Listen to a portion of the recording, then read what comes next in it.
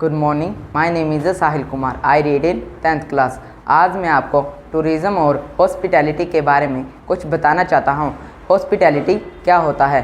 Hospitality अतिथि और मेज़बान के बीच के संबंध को दर्शाता है, जिसे हम हॉस्पिटैलिटी कहते हैं। यदि हमारे घर पर कोई मेहमान आता है तो हम उसका स्वागत, सत्कार और मनोरंजन करते हैं।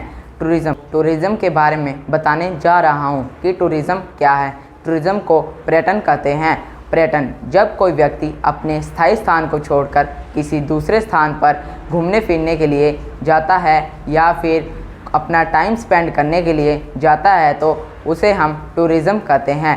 पर्यटक भी टूरिस्ट भी यही होता है, परंतु उसकी यह यात्रा किसी भी व्यवसाय के माध्यम से नहीं होती और उनका समय 24 घंटे से ज़्यादा और 1 वर्ष से कम होता है। अब मैं टूरिज़्म के पार्ट्स बताऊंगा। यह 2 प्रकार का होता है, डोमेस्टिक टूरिज़्म और इंटरनेशनल टूरिज़्म। डोमेस्टिक टूरिज़्म मतलब घरेलू टूरिज़्म। डोमेस्टिक टूरिज़्म यह घरेलू टूरिज़्म होता है जो हम अपने देश की सीमाओं के अंदर ही घूमते फिरते हैं, उसे डोमेस्टिक टूरिज़्म कहते हैं। और इंटरनेशनल टूरिज़्म यह होता है जो हम अपने देश की सीमाओं के बाहर के देशों में घूमने फिरने के लिए जाते हैं, उसे इंटरनेशनल टूरिज़्म कहते हैं।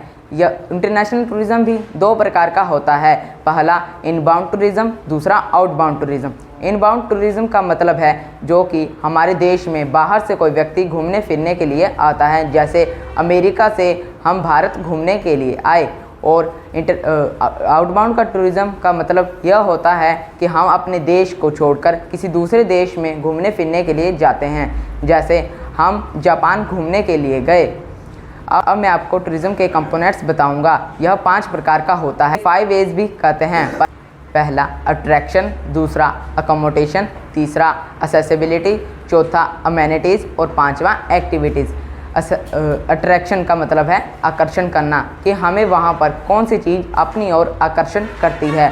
और अकोमोडेशन मतलब वहाँ पर हमारा रहना सहना, जैसे हम वहाँ पर होटल में भी रह सकते हैं। और तीसरा है असेसिबिलिटीज़, हम वहाँ पर पहुँचना कैसे है, जैसे ट्रांसपोर्ट, हम किसी भी सुविधा के माध्यम से वहाँ पर पहुँच सकते हैं। और चौथा है अमेनिटीज़, मतलब वहाँ पर हमारी सुख सुविधाएं क्या होती हैं, जैसे हमें वहाँ पर होटल में घर जैसे ही सुख सुविधाएं प्रदान होती हैं। और 5वां है एक्टिविटीज़, हमें वहाँ पर कौन सी एक्टिविटीज़ करनी है।